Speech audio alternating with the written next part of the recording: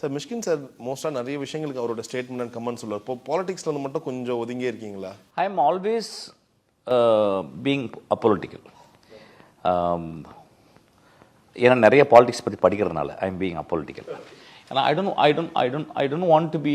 இப்போ நீங்கள் ஒரு சினிமாவை பற்றி கருத்து சொல்லும்போது வந்து ஒருத்தங்களுக்கு பிடிக்கல அப்படின்னா அது வந்து விவாதம், அது ரொம்ப அழகான விவாதமாக இருக்குது. ஒரு பொலிட்டிக்கலாக நம்ம சொல்லும்போது வந்து அது ஏதோ நம்ம சொல்லும்போது இன்னொருத்தங்களை சப்போர்ட் பண்ணி பேசும்போது எதிராளவங்க வந்து அப்படியே அந்த அது எப்படி சொல்கிறது, இப்போ இந்த இந்த இந்த பிரச்சாரத்தில் பார்த்தீங்கன்னா அது ரொம்ப எனக்கு ரொம்ப கஷ்டமாக இருந்துச்சு. ஒவ்வொரு மனிதர்கள் தனி மனித விமர்சனம்ன்ற பேரில் ஒரு பாலிடிக்ஸில் ஒரு காலத்தில் வந்து தனி மனித விமர்சனம் ரொம்ப கம்மியாக இருக்கும், ரொம்ப ஓரத்தில் இருக்கும்.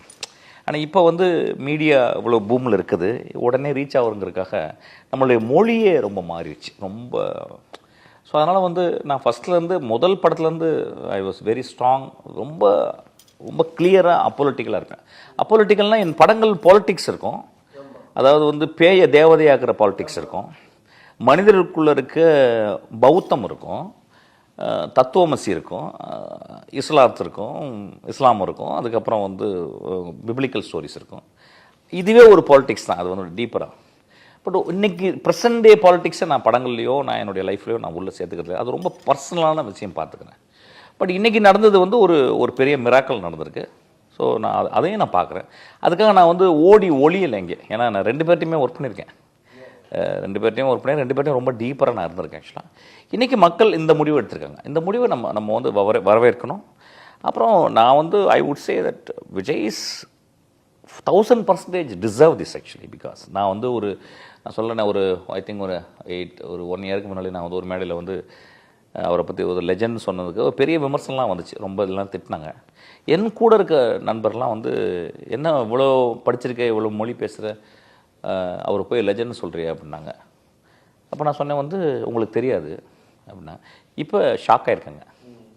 2 சீட்டு தான் வரும், 2லேயும் தோற்றுருவான் அந்த பையன், சினிமாவே பாலிட்டிக்ஸே தெரியாது, இப்போலாம் எவ்வளோ விமர்சனம். என்ன ஆஃபீஸ்லேயே கிட்டத்தட்ட ஒரு 100 பேர் வந்து டிபேட் பண்ணுவாங்க. அப்படியே நான் ரொம்ப காமாக இருப்பேன்.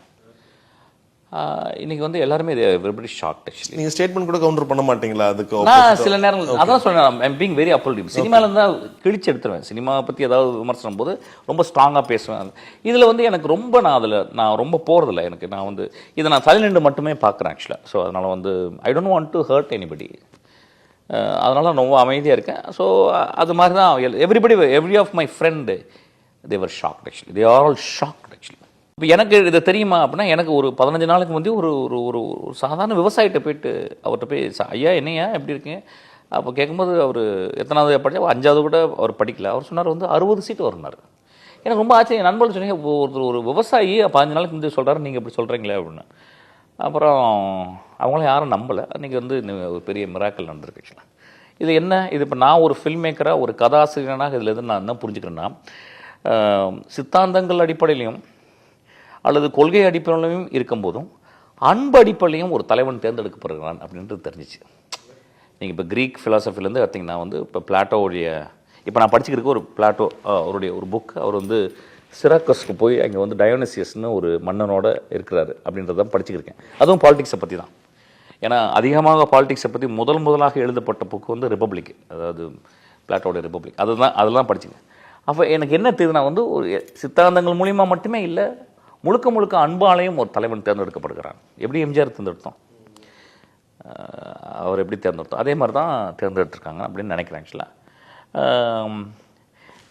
இது வந்து நம்மளுக்கு பெரிய ஷாக்கிங்காக இருக்கும். நிறைய பேருக்கு ஷாக்கிங்காக தான் இருக்குது. ஆனால் எனக்கு ஷாக்கிங்காக இல்லை.